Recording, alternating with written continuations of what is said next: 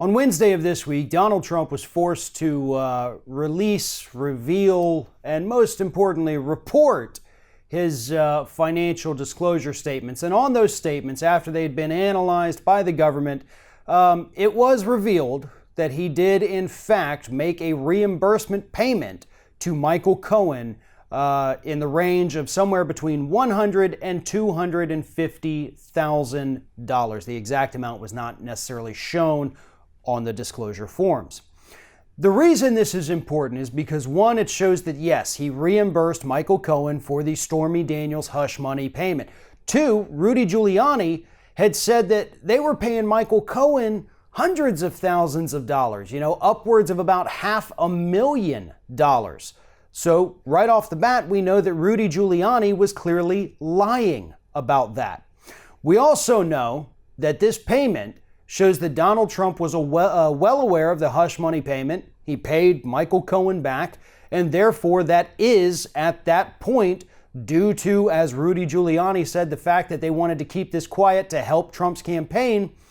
This is an in-kind campaign contribution that Donald Trump was 100% aware of.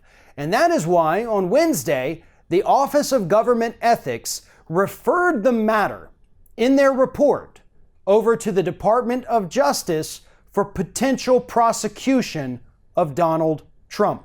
The OGE, Office of Government Ethics, they're the ones who made this information public. And they wanted everyone to know that they were referring the matter to the DOJ to look into further. Legal analysts all across the media are telling us that this means they want the DOJ to prosecute the president, or at least consider prosecuting Donald Trump for this payment as a campaign finance violation, possible other prosecutable offenses in there. Perhaps there's obstruction of justice. Perhaps there's perjury. I don't think Trump's been under oath, so I don't think that one is really going to go anywhere. But he did lie to the American public. He lied to regulators. He lied to all of us about this payment. And ironically enough, you still have Rudy Giuliani out there on TV today lying on behalf of the president again. To me, what's so interesting about this story is the fact that we may not even need the Mueller investigation to come up with anything, because if we could nail Trump for a campaign finance violation, that would also be an impeachable offense. Will it happen? Probably not. And that's the sad part about all this.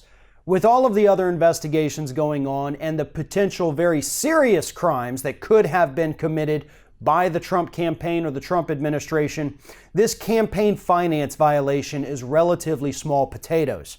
Would it take down a normal president? Absolutely. But not a guy like Trump, unfortunately. He has too much power over Congress, too much power over the investigative bodies, and I just don't think it's really going to amount to anything at this point. And again, that's very unfortunate. I wish it weren't that way, but I don't think that this is going to be the singular event that takes down the Donald Trump administration. It's slimy, it's unethical, and it's most likely illegal. But we've seen Donald Trump walk away from worse in the past, and I have no reason to think that he's not going to walk away from this one as well.